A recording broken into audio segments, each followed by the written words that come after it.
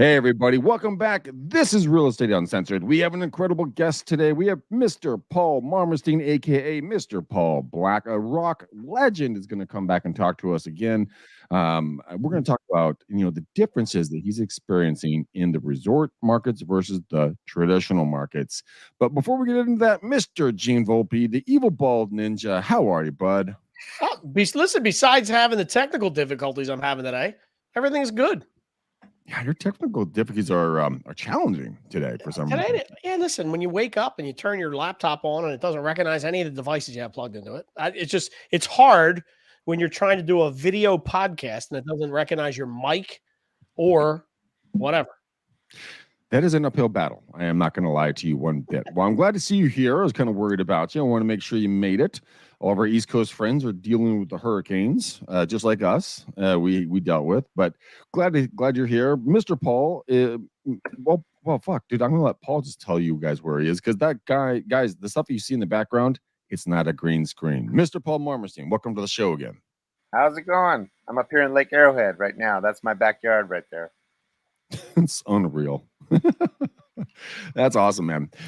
Let's jump right into the content here. We'll do a short and sweet. We came in a little bit late today, but let's just I want to hear from you directly, the horse's mouth. I want to hear exactly what is going on in the resort markets that you're seeing, and then let's transition down into the traditional marketplaces and kind of show us Southern California, what you're experiencing. Then Gene and I will jump in because I know there's going to be a lot of comments. So the floor is yours, brother. Well, up here in Lake Arrowhead, I'm getting quite a few sellers, and that's because there was a kind of a frenzy to get mountain homes. What during COVID, everybody wanted a place where they could just retreat and be peaceful and everything. And interest rates were low, so everybody's fighting over houses. So the market just went crazy, and everything was going over asking and driving up the prices. Now that the market interest rates are going up and people are getting called back to work and they don't have the luxury of working from home all the time, and rents are going down, all the sellers, everybody that bought over the last 2 years is trying to put their house back on the market and sell. So we have quite a bit of inventory here. Houses are still selling. If we're still up 30%, so houses are still selling and getting a good price if the sellers are willing to be reasonable with their price. But up here it's slowed down, so they're competing with a lot of their sellers, and that's it. It's a great time for buyers right now here in the mountains. If you want to buy a house, it's a really good time to negotiate a good price. You still get a good price for your home if you're selling, but it's really good for buyers, as opposed to when I'm doing stuff down the hill. Stuff is still going for over asking. I think probably 50% of the houses that are listed down there get sold pretty quick. So, do you think that with what's going on as of this recording date on 8/30/23, we are hearing massive conversations around the country with a lot of different talking head pundits stating to the fact, in their opinion, that the lockdowns are coming back. COVID is going to be put back into full frontal view, and nothing that none of us want to see. Do you think people are going to make that retreat back up the hill to get away from humans and just get into nature and kind of do their own thing? What's the word up on the hill that you've been hearing? I haven't heard that COVID's coming back and they're going to do the isolations again. I've heard. I think just with the time and stuff that's gone by and how it's disrupted everything with schools and people having to do everything online, and just I think people have just accepted that COVID's more or less kind of just like getting the flu every year. What the biggest problem with that, though, is from a lot of the major news outlets I'm listening and watching. Federal organizations are shutting down. They're not shutting down, but they're putting the masks back on everybody who works there. Different hospitals are requiring masks to come back in. Different colleges, a lot of the Ivy Leagues have said if you're not vaccinated or have proof of it, then you cannot attend in-person classes again. It's the same fucking horseshit that they pulled the last time in regards to, we're just going to bend the curve. Moderna and Pfizer have already come out with new vaccines, and they literally have coined it vaccine season now.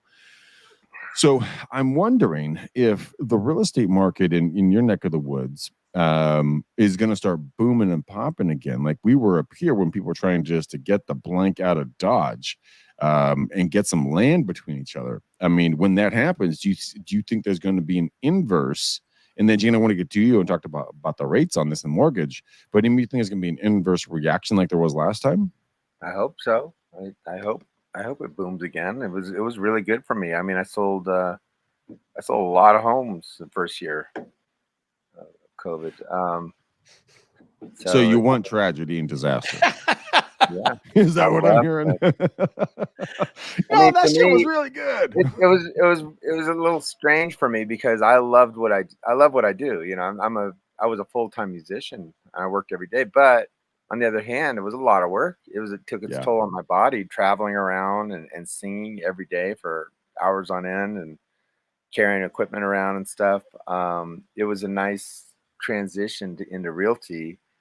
And it is kind of what did it. Although it's like I didn't know when they canceled all the gigs because of COVID, because you couldn't have it in the venues.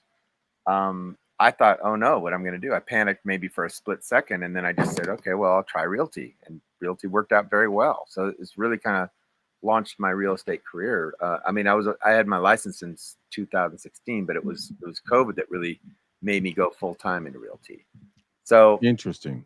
On one hand, it was kind of tragic, but for me personally, individually, it worked out very well. And unfortunately, and I wish it wasn't that worked out good for me, but you know, it made me learn the business. Okay, so it might be shifting. Gene, what are you seeing in the mortgage side and marketing side? I'm not sure if you're following that this as closely as I am, but there is going to be another pendulum shift, and I'm not sure which way this is going to go. But I mean, are you seeing any kind of differences in kind of how people are thinking about marketing versus kind of the lending side? Or is there any whispers on over there? I mean, what are you seeing? No, I'm not seeing much movement at all. I think people are still scared. I would say a couple things like with Paul. I don't want this stuff to come back myself, but I was saying to my wife, it was good to me the other day. You know, the other day I was saying to my wife that the COVID break was good for me and good for my business. So I get what Paul's saying. I totally understand that. Not that I want to come back. And I will say on the East Coast, Greg, you and I had a conversation offline about this last week. And you know me, I'm by no stretch a conspiracy theorist, but this city of Philadelphia just came out with some new rules and regulations for their school system, which included if you have COVID, you have to wear a mask for 5 days. And there's like all these little bullet points. And we were looking at it last night. And I said to my wife, here it comes. Here it comes. They're starting to grease the skids a little bit so that, ease into the mask and and again, please don't take it the wrong way. You don't know if I'm anti or for. It's not really any of your business for the most part, but it's coming. I mean, I do see it. I see signs of it. Hopefully people will stand up and not let it affect us like we did last time. But from a lending perspective, I think, mortgages are still high, right? I was looking at HELOC rates the other day, and they're astronomical. I say astronomical compared to what they were. Right? Sevens. Yeah, 7, 8. It was like I saw like an 8.2 or something at one point, which is, if you, in the grand scheme of things, credit cards are 25, 29%. Like, it's not the end of the world. It's if you buy the right deal and do the right things, 8% still no big deal, and you can always refinance out of that when it drops back to 5. So I think I have this on good authority, right? And listen, I'm not any kind of financial guy. If you take anything from me from this, it's don't listen to me. But they're talking about, and again, from high ups that are tied into Wall Street and the mortgage space, that the rates are going to drop in the third quarter, and by the end of the first quarter 2024, we could be back in the 4 to 5 range. So that'd be great. Yeah, it would be, right? I can't guarantee it. If you said bet me $10, I wouldn't do that. You can't guarantee it? No, I can't guarantee it, Paul. I'm sorry. I wish I could. But listen, here's a couple things I want to ask you, right? Because lake houses, a lot of second homes. I find it super interesting that in your space, it's a buyer's market versus a seller's market. So I want to make a couple statements and ask you a couple questions real quick. Okay.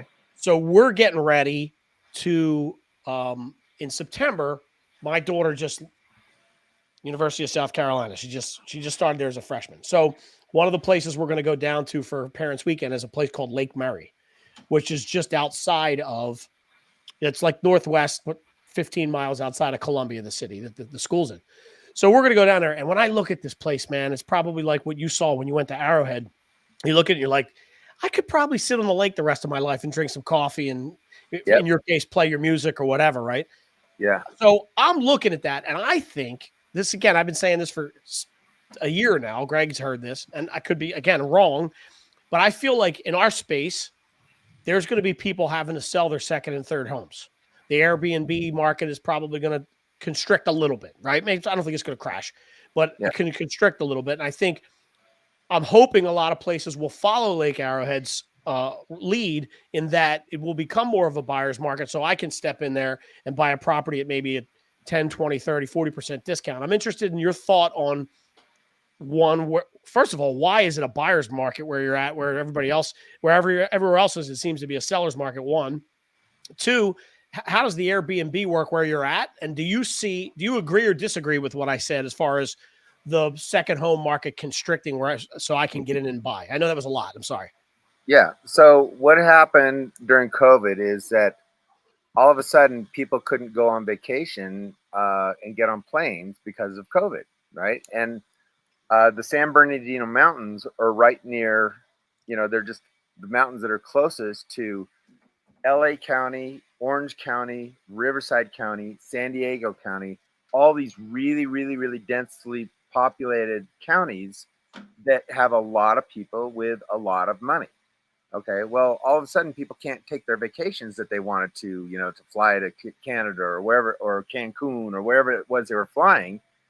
The nearest place to have a vacation was the San Bernardino Mountains, which has Lake Arrowhead, Big Bear Lake, Running Springs, the mountain resorts, skiing, all that kind of stuff. It was the closest thing, and people could get in their car and drive, and they could rent an Airbnb with their family and have a really nice, peaceful vacation in the mountains. Well, this happened, and so because of that, Big Bear Lake got voted like the number one vacation destination spot 2 years in a row.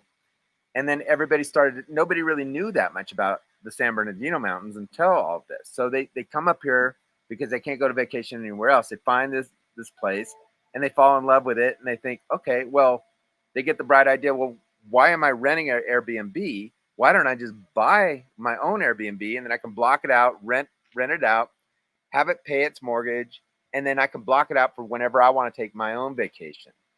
And it was a great idea. I did it here. My house, I never had to pay the mortgage when I first moved here. It was renting out like crazy, and the house sat here and paid for itself, and I made money on it. And then I'd come up and enjoy it Monday through Friday. I'd come up and clean it on Monday, and I'd stay here all week. But and I was working as a musician, so I'd go down the hill and work on the weekends. Nice. But so that's kind of but when COVID hit and everybody started discovering the mountains, everybody got that idea. That's like, hey, let's buy a place. The interest rates are super low. Why don't we just buy a place because it's free money, and we'll just rent it out. It'll pay its own mortgage, and then we can vacation here whenever we want. And it was a great idea, except that everybody had that idea. So the mountain market up here got saturated with Airbnbs. So all these Airbnbs are competing with each other.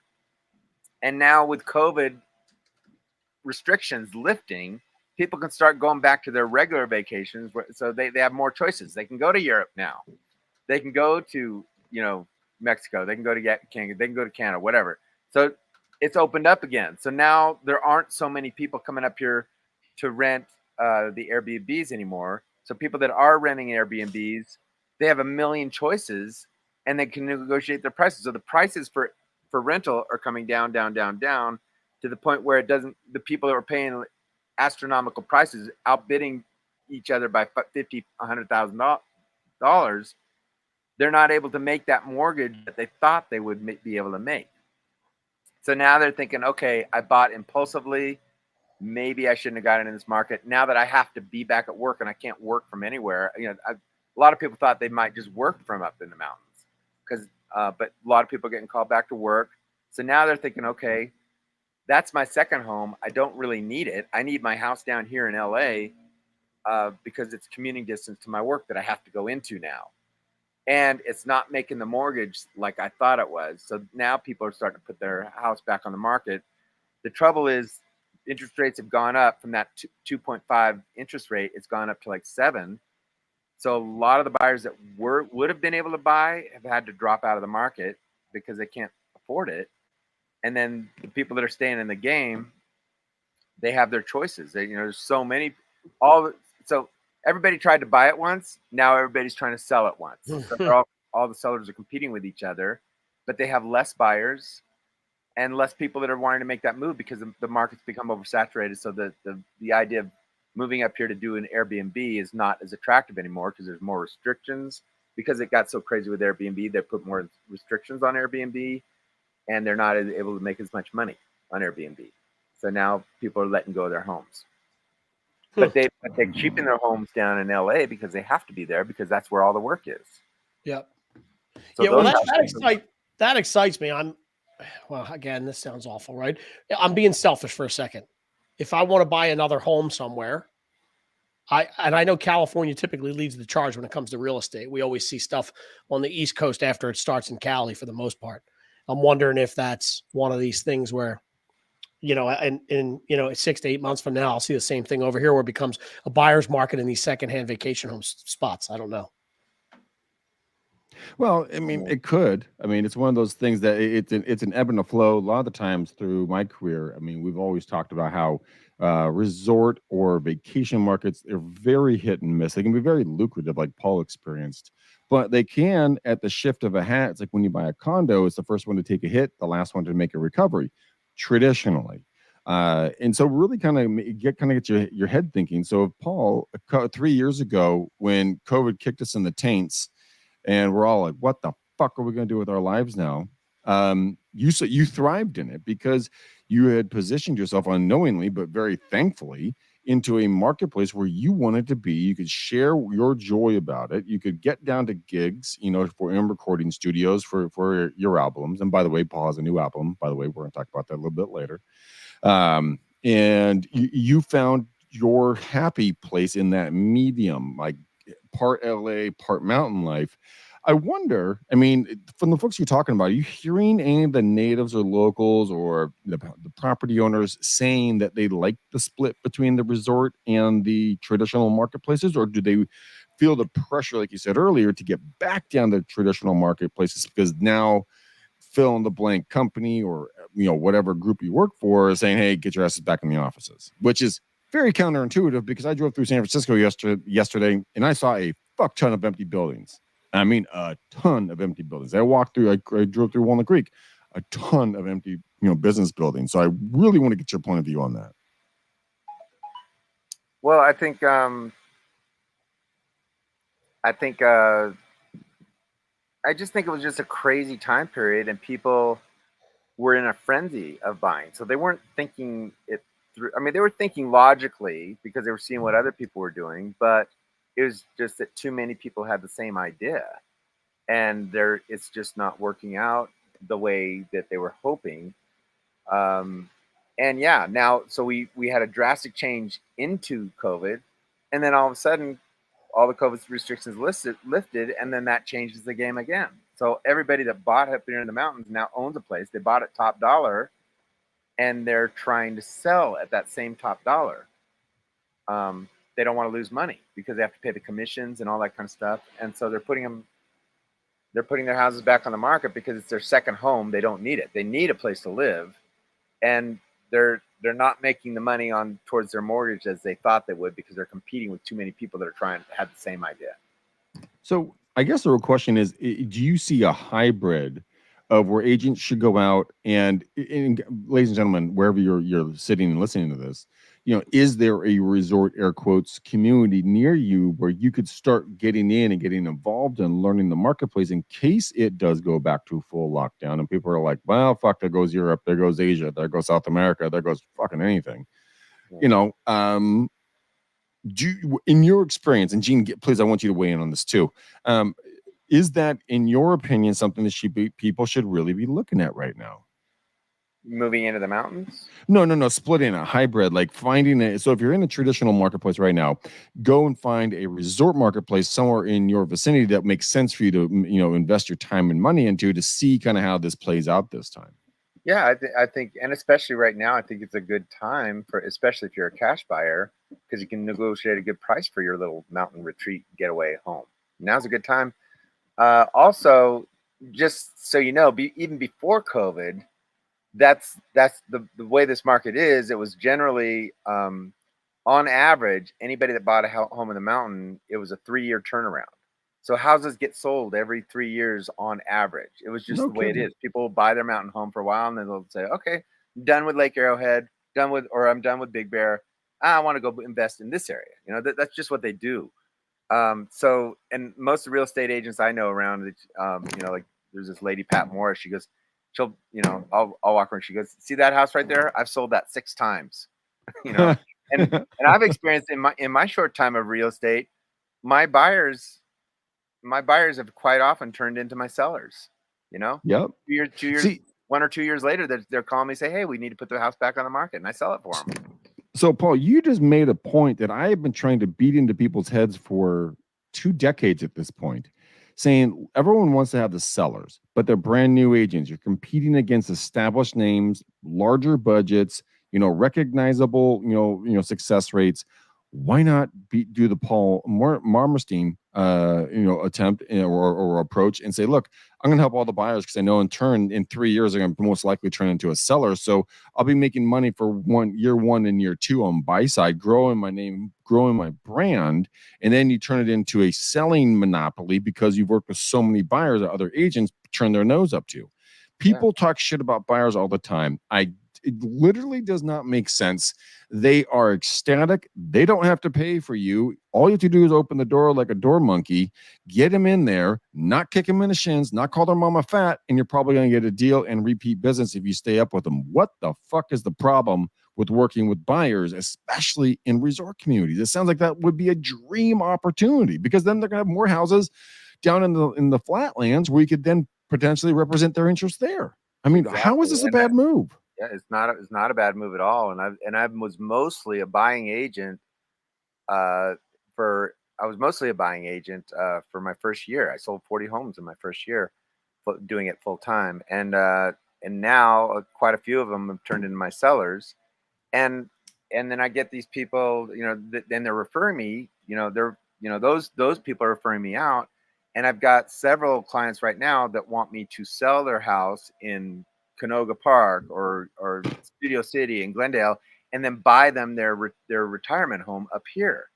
So yeah, it works out. You can help people make the transition. So you're working both markets. You're working down the hill and up the hill.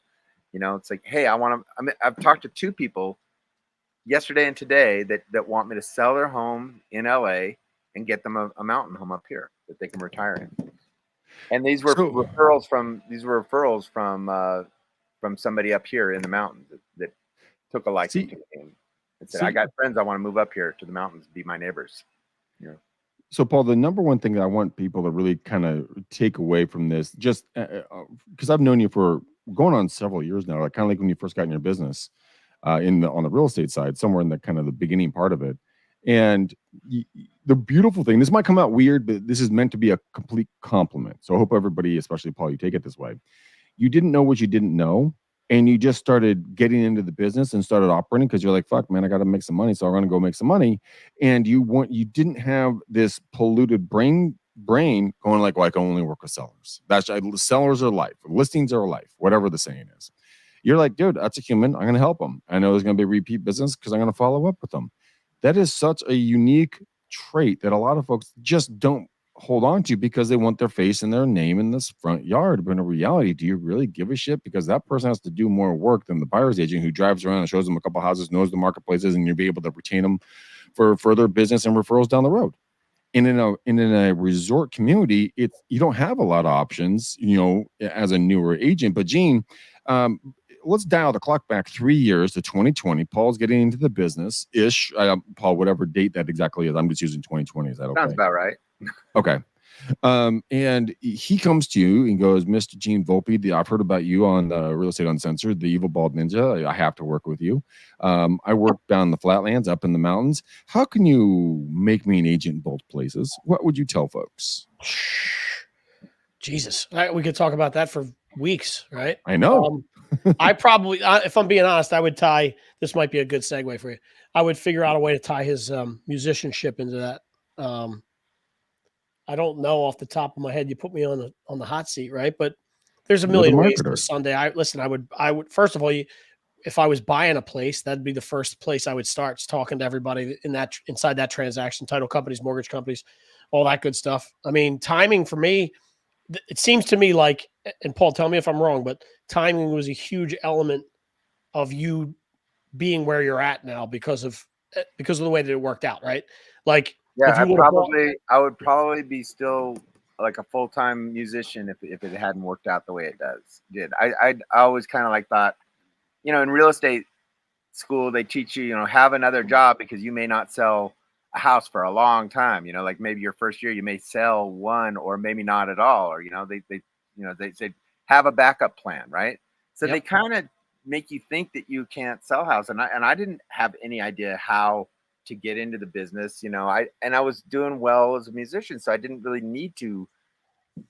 I thought, oh, someday if a real estate license will come in handy. Well, all of a sudden I needed that license because it provided me a way to make a living. And when I first signed up with Remax, I thought I'd be lucky to sell one house in my first year or two, and I was hoping for that. I ended up selling 40 and I fell in love with the business. And because for me, it didn't feel like I was selling houses. It felt like all I was doing was meeting people and making friends and just hanging out with them, while it's like I didn't have to sell a house. That people know what they want. The houses sell themselves. So all I had to do was just hang out with people and be friends. And they thought it was kind of cool because they didn't have their regular agents from down the hill. They didn't know anybody on the mountains. I'd get, people, come in and talk to me, and they didn't know anything. They didn't see my name in advertisements. There was no marketing on me or anything. They just saw me, and I was really quick to make a friend. And I would talk to them, make friends with them, ask them questions, see what they wanted. And it was just a friendly conversation. Then later on, they'd Google me and they'd find out all the stuff I do in music. And they thought, oh, it's cool to hang out with this guy, this musician guy, and that's selling us a house, And it was just, It was a real friendly transaction and didn't feel like business, like a real estate transaction at all. It just felt like I was like helping out a friend. Well, Paul, you have a unique way of making friends. Like the first time I talked to you, I was like, all right, I like this guy. He's a cool ass mellow dude. He knows his shit. And I think you are well suited for that business building because people are naturally drawn to you. If they weren't that natural kind of like inclusiveness, Paul, what suggestion would you give to an agent who's hearing this going, I kind of dig this idea, but what did Paul do to make friends? And you said it already. I just want you to say it again. You treated them like I treated them like a friend, basically like if I was in my office, I saw somebody looking at the real estate signs on the board or something, the houses advertised for sale. I kind of come stick out. I'd kind of make a joke or something. I come out and say, can I help you find the perfect mountain home? And that's it. Or I'd say, how many houses would you like to buy today? Just whatever, just some sort of friendly thing. But then I'd switch from real estate, because their automatic reaction is always like, oh no, we're just looking, because they don't want to be pressured, right? Right. Nobody wants to be pressured, right? So I don't pressure them. I just make one little joke and let them know that I'm a real estate agent, and then I go, oh, that's a cute dog, or I'd talk to joke around with their kids or something, and ask them if I can have a bite of their ice cream cone or whatever, Right. and then ask them questions. Hey, where are you from? How long are you up here in the mountains? Just get to know them, right? Right. Pretty soon, once they feel comfortable with you, they're saying, so how is the market up here? And then you're talking real estate, Yeah. You can't pressure anybody into buying a house. You just talk, you just make a friend, and then who Who do you want to help you sell your house? Do you want a real estate agent that's going to push you a certain direction, or do you want a friend helping you, somebody that you trust? And that is a very important part. I know, Gene, for marketing, I know, because I've worked with you for years, and the story still never gets old. I couldn't figure out all these posts were coming from that were making me super friendly and relatable to the area, and I'm like, Gene, where the fart knock are these fucking messages come up on my social media? He's like, Greg, I've been doing your posts for 3 years. I'm like, oh, we're getting a lot of good comments from them. But I think that's an important thing. And Gene, when you were making those posts, what were you trying to achieve for the agents that you work with on those posts? Well, listen, I didn't make any of them. That's my team that does that, right? Otherwise, they would be. Would you just shut the fuck up no, and take listen, the credit? Come on, take credit. No, I can't because then you take go credit back where credit is due. Listen. I have the right people in place to do it, but what I would say is make it relatable, right? Like we say this all the time. We've been saying this for 5 years at least.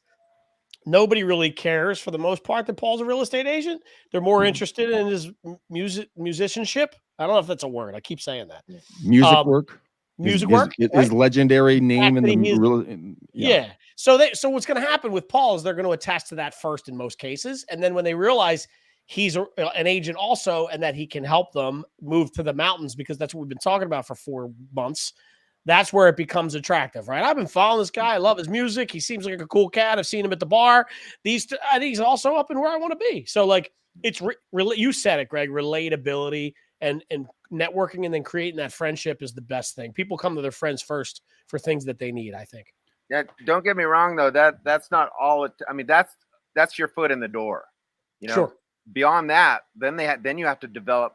You have to develop and earn their confidence. So you do. In the beginning, when I was kind of new, I would fumble around. It's like I kind of improvised and made things up, because that's what I do as a musician. I improvise.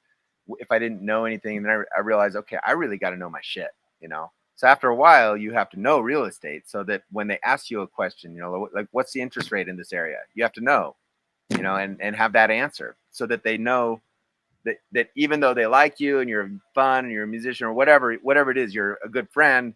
They also have to have confidence in your ability and your knowledge, because they're trusting on that, because they're making a big purchase. So you have to have both. And Paul, that you're a student of the industry, and I want to really, really drive that into people's heads. Wake up every morning, read an article, go to Inman, check the local rates, get on a couple of different sites, figure out what's going on, what's the inventory absorption rate in your neighborhood. How long are people staying in there? What's the average price? Where was it 12 months ago? Where is it 6 months ago? What types of homes are selling on the lake, off the lake? What the heck is going on? And because if you study it for 30 minutes or less every morning while you get a cup of coffee and playing on your laptop, your phone, or tablet or something, dude, you're going to be smarter than the average agent in like a couple of weeks. Because you're going to be able, and there's sites and there's infographics. So guys, go to Pinterest. You can look up all kinds of infographics on different marketplaces and areas and industries and all kinds of stuff that makes it fun to read, and then you can barf it back out to folks. It can obviously be something you can text or email to people as well. Hey, check out this infographic I got. Yeah, get the conversation started. And I learned by repetition too. So, and I ask a lot of questions. So I'll bug my broker all the time. Hey, but I'll bug you, Greg. I ask you, hey, how do you do this? I'll get on the phone. I'll do role play with you. Say, hey, I got to call this client. Well, and I'll say, let's go over this. Like how to approach it. And we'll get tips from you, get tips from Gene, whoever around is in the industry that's been doing this for a while. Because I still feel fairly new, but I just like, it's just like how I learn music. I practice.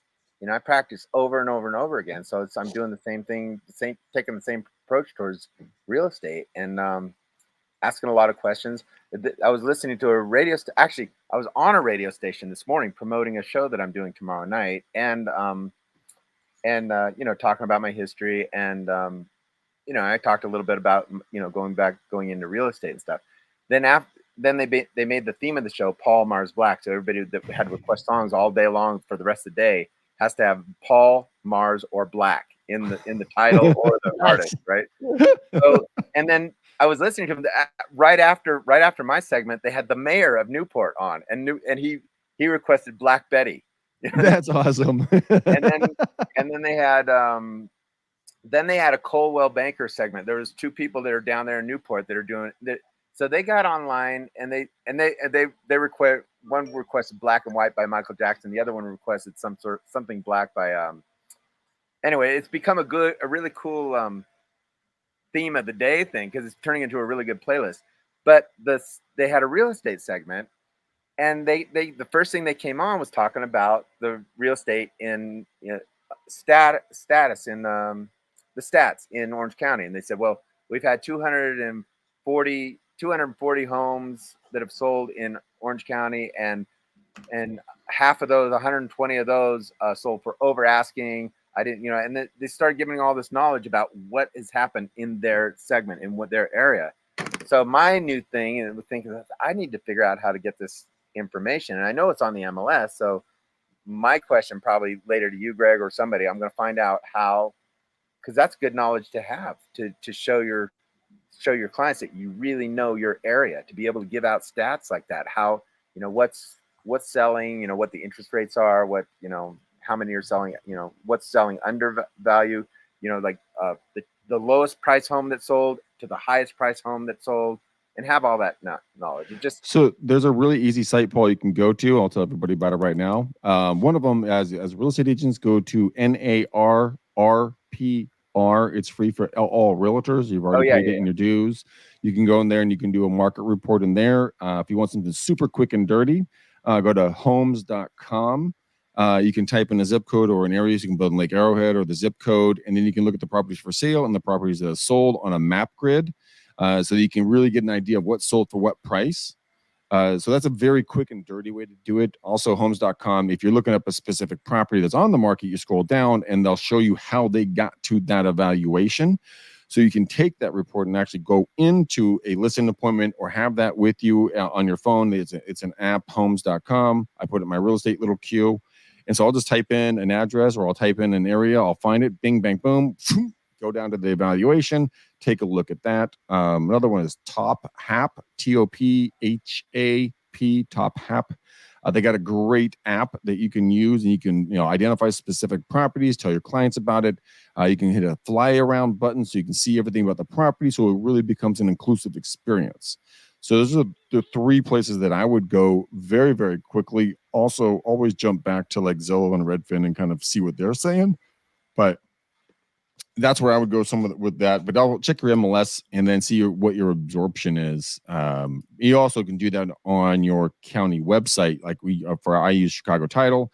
I'll show you how to use it. You can go on the back end. You can take a specific area, zip code or mapped area, and go, date to date, year to date. How many homes sold in this area? How many homes are available? How many homes actually exist there? How many homes have sold? That's your turnover. And that's really easy to find. Yeah. And everybody has these days, all sellers and buyers are tuned into like Zillow and Realtor.com and all that stuff. So they have that information. So it's good to be an agent that, know that you can show, have a little bit more knowledge than Zillow, Yeah, use the line. Please do not confuse my real estate license with your Zillow search. Yeah. And that one always makes me laugh because when people say, "Well, Zillow told me," I'm like, "Yeah, please don't confuse my license as a professional with Zillow." And people are like, "Oh, okay." But yeah, I mean, I guess I really want to kind of start wrapping it up, but I want to go deeper on just a couple of things. Gene, I really want to dive into, and I want to give some actual active plans. I didn't come out right, but you know what I mean in regards to getting out there. What is the first couple of steps, first 3 to 5 steps someone should take if they're trying to break into a different market in a potentially new COVID lockdown or any other scenario if they just want to branch out into a new area that's not new to them? How would you set them up? 3 to 5 steps. I'm just going to give you one. Get up and start talking to the local businesses that surround the area. They're going to need help if they decide to stay open. Let's just assume we're going into a space where it's going to get weird again. We found a lot of success during that time in helping local restaurants and other businesses in the area get the word out about what their hours were, what they were serving, how you could get stuff delivered. Like we became friends with restaurant owners who appreciated the platform because we had followers, right? So if I live in an area called like Philadelphia, I could go down, and Philly's a bad example because it's a big area, but let's say a small neighborhood in Philly, I could go down there and hit up a bunch of businesses local, take some videos of them, be the roving reporter, if you will, for these new times that are coming, and just keeping people in the. Greg, you remember the 30 days of gratitude, right? What was it called?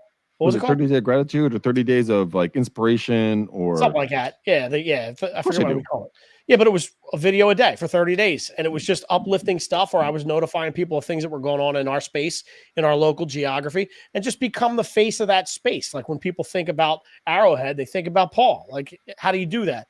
You get in front of as many people with great information about the local space. And look, if you're a, oh my God, the world is, the sky is falling kind of guy or girl, then maybe stay away from that. You got to kind of be, you have to be a little positive when it's going on, for sure. It's not easy for everybody, but I would just go out and make my bones as the roving reporter for my local area, whether it's the area I live in or the area I was moving to get a second home and hang out there. There's a million things I could think of right off the cuff, but that's the first thing I would do is start talking to all the local businesses. We've said this before. I mean, if you're not doing that already, you're still behind the eight ball. Just make friends with the local businesses. So I was completely dicking around on my iPhone, on my maps, part of my app, Google Maps. No, Apple Maps. And at the top, I did not know this, that those little icons up here, they move. Yeah. There's lots of them. Did not know that. At the end, there's a button that says more. Well, it pops into your places, business profiles, your timelines, but they also have things like attractions. And you can go in, you can go to coffee, you can go to bars, restaurants, brunch, dinners, takeout, deliveries, but then they have parks, gym, art, attraction, nightlife, live music, movies, museums, libraries, all kinds of shit. So, Paul, you could pull up your local area. I'm going to do it right now, actually. Endless amounts of information you could talk about. Endless amounts. And it's free. Pull up my local area on what? On Google? Google Apple Maps. Or Google Maps. Google Maps does the same thing. Okay. But it's something that was very interesting to me because now, all of a sudden, I can get in there and I can really take a look at what's going on in this neck of the woods. And Paul, since you are an aficionado up there, I didn't know UCLA Lake Arrowhead Lodge. I mean, that's got a great name, would resonate well with a lot of UCLA graduates, right? Yep. Now you can tap into that market, not to mention all the cool things about the area. Long Point, that's obviously got a cool area. Now there's something that says cabin or the Mountain History Museum, Rim of the World, or whatever it's going to say. That's cool shit, especially if you're going to buy up there, right? Might as well get to know the history. I don't see the more button. It's you got to swipe it all the way to the right. I'll show it to you. I did. I see tools all the way to the right. I'll show you. I have it right here, actually. There's attractions. I don't know how to go to the Apple one. Yeah, go to the Apple. Anyways, the point of the story is this, guys. You have a ton of different things that you can go out there and you can have resources in front of your fingertips. I did a story about this a little while back. Resources are everywhere around you. Being resourceful is the name of the game. How are you going to use these free tools that are literally at your fingertips to show people how amazing the neighborhoods you work? So I guess that would be my, kind of takeaway on this. Paul, give us your takeaway, and then Gene, take us out on the end of the show for your takeaway. I like Gene's suggestion, and actually, me and my girlfriend started a YouTube channel called Lake Arrowhead for Real, and we were going to do exactly that, but we just haven't got it going yet. We have a few little reels. We need to get more and more involved in the community and get, because there's a lot up here. There's so much things we can go. There's new businesses that are open up. Then there's parks, there's hiking trails, and just show the lake, the mountains, to show everybody everything that's up here that's attractive up here. Then it'll kind of, anybody that's Googling Lake Arrowhead, and if they come across our videos and they know we do realty, they're going to want to buy their mountain home through us. Exactly. And you can use, very easy stuff. By the way, we got to give credit where credit is due on this one, Paul. The microphones, the Hollyland M1s, Clark M1 microphones, Gene is the first person that turned me on to this. He bought this way before I did. He's the reason I bought it and why I love these damn things so freaking much. It is a film studio in your friggin' pocket. Oh, cool. Let me ask a question then, because I want to start doing hosted videos because I'm starting to move into the luxury home market now. I just listed a resort for $2.95 million up in Running Springs. But what I want to do is I want to do a hosted video where I come in and say, hey, imagine yourself here, the blah, blah, blah. You come into this gourmet chef's kitchen, blah, blah, blah. And I want a camera to follow me. Can those microphones hook up to like a drone camera? Yep. Because I know they can hook up to anything. I know you can get these drone cameras that'll follow you around now. And you can set it on I know follow that it can connect to any phone and connect to any camera. So it has an import for audio. Yeah, okay. You can connect these things. They give you the 2 cords. I'm gonna buy some. And a drone. Yeah, and why not a drone? But that's talking down the road. But I mean, that's a hell of a way to start. I mean, that's a hell of a way to start. It is a hell of a way to start. I love it. Fucking drone. Listen, go big or go home, bro. Like, just get the drone, go do it, and who knows what comes out of it? Maybe something funny comes out of it. You know what I mean? Like you're live streaming it, and it crashes into something. Like not that I'm hoping you screw something up in the house, but it could end up being funny, and you never know. That's the shit that goes viral, the stuff that you don't expect. Well, Gene has a good point on that. There is a gal, African American gal. I think Gene in your neck of the woods. She's East Coast, maybe Philly. Some of the assassins know who she is. But what she did was very interesting. She bought a drone that had protective rails around the rotor blades, and then flew it through the house, and then went back through like CapCut or something on the phone, sped it up. So it made like she was walking fast. The drone was flying fast through the house. But Paul, if you're gonna get a drone and you're in the mountain area, like that massive big resort, that needs to be shot with a drone, with the voiceover, with really bringing the environment to life. So I double thumbs up for you on the drone, just to stand out up there. If you're gonna use it. If I'm gonna use it, I'm gonna use it. Do it. No if. Do it. Yeah. I'm gonna do it. Do it. No. So, Paul, I want you to do one thing. I want you to try to stand up for me real quick. Stand up? I want you to try to stand up. Try to stand up? Just try to stand up for me real quick. I know where you're going with this. Oh, look at that. What did you just do? I just stood up. There you go. So no more tries, bitch. Just get to work. You already got it done. That's what Yoda says. No try, do.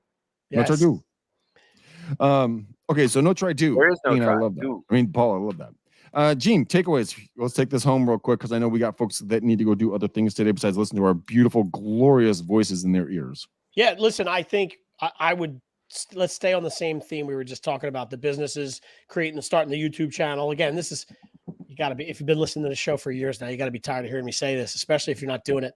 Start the YouTube channel. Here's what people always miss that I think is the most important part about this. And I'll use Paul as an example. It's going to be stupid. I'm going to make this up, but you'll get it. Paul's going to start the YouTube channel. He's going to go down and grab one of these businesses. He's going to talk to the business owner. They're going to form a relationship. He's going to go down and have some burgers. The guy's going to ask him to come play. He's going to go play a set. He's going to meet somebody in the audience that needs to buy a home. Like these unintended consequences 5 steps down the road from something that you start today are things that you don't think about. You're like, my video is going to suck. If you get a $2.9 million listing out of it, I don't give a shit what your video looks like. It did the job, right? Yeah. So do it. Just do it, right? So we talked about it. Start it, do it, and see what the unintended consequences of it are. Who knows? Maybe you make friends. Maybe you get a new coffee date. Maybe you meet a new guy. Maybe you need whatever. Maybe you sell some real estate. I don't know. But you're going to be out there networking and making friends anyway. Yep. Do it. Starting the video. Let's go. Yeah. Start. I mean, Paul, here's a really easy place to start. You guys have the mics, right? You have the Hollyland Lark M ones, the ones I told you about, the one that Gene told me about. You have them? You know what? Right? I'm gonna have to order them myself because I told my girlfriend to order them and she's worried. She hasn't ordered them, so I'm gonna just go get online and order them myself. They're like $109 right now or something. I know they're cheap, but I mean, so here's the dude. I think you're already in this complex, but you're Sky Park at Santa's Village. That's the village, right? Yeah, that's like 4 minutes from my house. Dude, I did not know that there was a candy house. There was a climbing wall. There's a train. There's a giant dump truck. There's all kinds of cool shit up here I didn't know about. Yeah. Oh, it's amazing. And then there's a ski resort up here. There's a lake. It's just forest. It's great up here. So peaceful. You go talk to the people at the resort, at the ski resort, and talk about when they first get their passes. When are they going to go on sale? Can you get the Paul Black discount? I mean, start engaging with these humans. That guess what? When it's snowy, guess who they're calling? They're calling the resort. They want to figure out. They're looking at the website, figure something out, because a lot of eyes are on that resort during the wintertime and the spring, right? Yep. So, anywho. That's some great information, boys and girls. I want you to go follow Paul, listen to Paul. Paul is one of my assassins. He and I do calls every single day together. Gene is obviously the evil bald ninja and is the marketing master of the universe. So, gentlemen, we have one last task, and then we are out of here. Paul, what is the color on the bow for the show? And the same thing for you, Mr. Gene Volpe. So, ball, color. I'm going to pick green. Green like money. All right. Gene, color. I'm not going to lie to you. I was prepared to go two ways. So Paul, Mars, black. I assumed he was going to take black, so I was going to go red for Mars. So I'm going to go black. I'm going black. Okay. You made it easy for me, Paul. I thought you were going to go black. That was easy. Yeah. I went green for it because I was born on St. Patrick's Day, and plus I got this green forest behind me. I love all of it.